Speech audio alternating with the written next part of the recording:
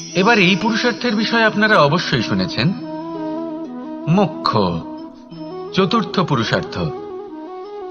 আপনারা কি জানেন এই মোক্ষ আসলে কি?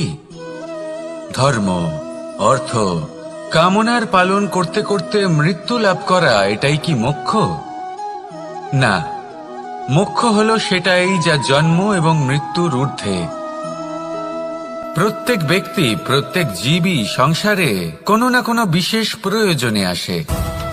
ধর্মপথে, সৎপথে অর্থ উপার্জন করা, প্রয়োজনকে পূর্ণ করার চেষ্টা করতে করতে সেই প্রয়োজনকে পূর্ণ করা তাকে মুক্তির পথে নিয়ে যায়, যা হলো মোক্ষ।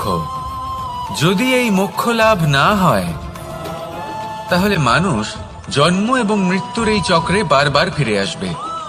তাই নিঃস্বার্থভাবে সদ্ভাব নিয়ে কর্ম করুন, সকলকে ভালোবাসুন, আর আমার